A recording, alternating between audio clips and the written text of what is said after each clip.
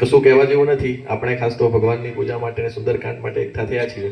પણ અમનો ખાસ આગ્રહ હતો કે અહીંયા એક વખત આપ પધારો અને જુઓ કે અમે કેવા પ્રકારની કામગીરી કરી રહ્યા છીએ. એટલે ખૂબ જ સરસ કામગીરી કરી રહ્યા છીએ. આપણે ઘરમાં એક બાળક હોય તો બી સાચવવું અઘરું પડી જતું હોય, નહીં તો એકદમ હાલતું ચાલતું અને બોલતું હોય તો બી આપણને બહુ તકલીફ પડતી હોય. ને ત્યાં તો આટલા 87 બાળકોને સાચવવા, રોજે રોજ સાચવવા, એમની આ તો આપણને અત્યારે સારા સ્થિતિમાં બેઠેલા દેખાય છે, પણ એમની ઘણી બધી એવી વસ્તુ હોય કે જે આપણે પોતાના બાળક માટે બી કરતા હોઈએ તો પેલું થાય. એના માટે આ લોકો જે પ્રયત્ન કરી રહ્યા છે એમાં સંસ્થાના પ્રમુખ અને તમામ જે ટીમ મેમ્બર્સ છે એમના ખાસ કરીને એ તમામને ખૂબ ખૂબ અભિનંદન આપું છું. અને ઉત્તરોત્તર તમે આ રીતે પ્રગતિ કરતા રહો અને બાળકોની સારામાં સારી સેવા આપણે સમાજ થકી કરી શકીએ એવી પણ હું ખૂબ ખૂબ શુભેચ્છા આપું છું. જય હિન્દ.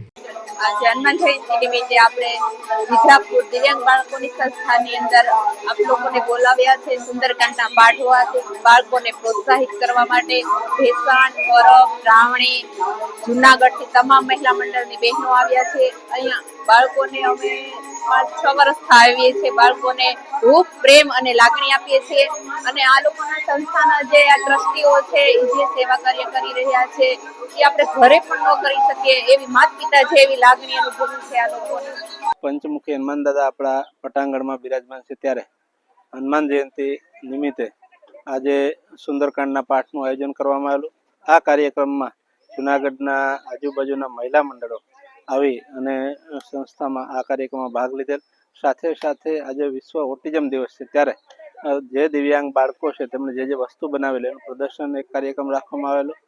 એમની જ સાથે સાથે ત્રીજો કાર્યક્રમ કે જે આપણા સંસ્થામાં જે દિવ્યાંગ બાળકો છે એમાં ઘણા બધામાં સુધારો ધીમે ધીમે આવે છે અને પોતે પોતાની રીતે કંઈક કરી શકે, એટલે કોમ્પ્યુટરમાં પણ પોતે આગળ વધી શકે એ રીતે એક કોમ્પ્યુટર લેબનું પણ દાતાના સહકારથી ઉદ્ઘાટન કરવામાં આવેલું.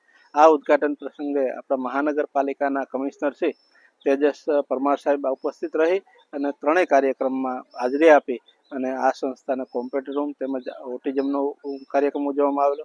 તેમ સાથે સાથે સુંદરકાંડ આજે ભક્તિમય વાતાવરણ સાથે આ કાર્યક્રમ પૂરો કરવામાં આવે.